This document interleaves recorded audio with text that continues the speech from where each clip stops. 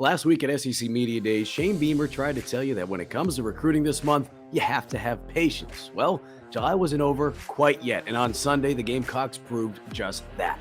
6'3" Florida native Zy'marion Lang has committed to the Gamecocks. Currently listed as a wide receiver by On3, South Carolina has talked to Lang about playing defensive back as well. But according to Gamecock Central recruiting insider Wes Mitchell, it appears Lang will begin his playing career at wide receiver. This comes despite USC defensive back coach Torian Gray being highly involved in his recruitment. Gray, along with wide receiver coach Justin Stepp and Shane Beamer, ranked as the 92nd wide receiver for the class of 2024 by On3, Lang chooses South Carolina over schools including Pitt, Kansas State, USF, and Texas A&M. He becomes the first prospect to publicly commit to the Gamecocks since three-star linebacker David Busey did so on June 26th. He becomes the second wide receiver to commit to the Gamecocks class of 2024, joining four-star wideout Mazio Bennett, and he becomes the 14th overall commitment for this Gamecock class. Considered a consensus three-star, Lang is one of those players who could see his grade elevated in time. I say that because he is ranked as a four-star by rivals, and as we've seen in recent weeks with Gamecock three-star commits, some of them have seen their grade bumped up by other recruiting sites. Point is, don't get so caught up on how many stars he has as of today.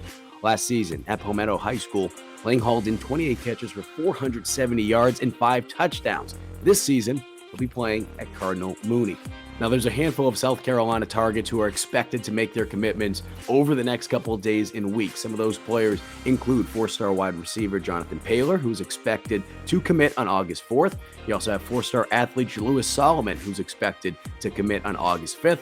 And four-star running back Daniel Hill, his commitment date is slated for August 23rd. And no, I did not forget about Dylan Stewart, the five-star edge who the Gamecocks are certainly still heavily in the mix for.